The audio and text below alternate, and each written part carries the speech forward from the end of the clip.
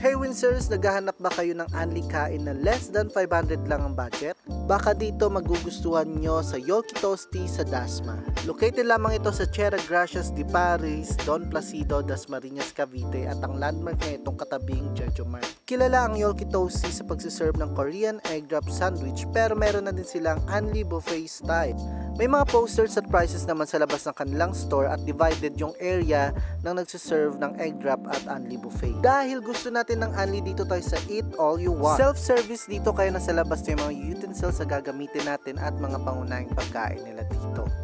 Minimalist yung style ng loob nila at medyo maliit lang yung space, kaya mas prefer nila for reservation kung madami kayo. May ibang tables pa naman sa labas para sa mga walk-in, kaya first come first serve basis sila. Ito yung mga available foods nila nung pumunta kami doon. Lahat po yan unli, nire-refill nila kapag naubos. Syempre, bawal din yung leftover dito.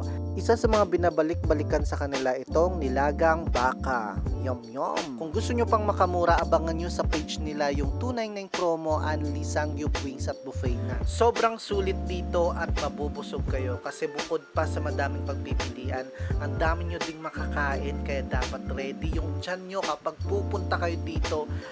Meron din silang dessert dito, unli fries at unli pizza. Yung sa unli sangyup naman nila, yung lutuan ng karne, hindi nakakatalsik. Kaya safe ka kahit pakatabi mo ito. Tsaka nakakaluto talaga siya ng karne kahit anong gusto mo mang luto. Syempre di papahuli yung bottomless drinks natin dito. Anyway, napasama lang din ako dito sa celebration ng anniversary ng parents ng kaibigan ko. Thank you for watching!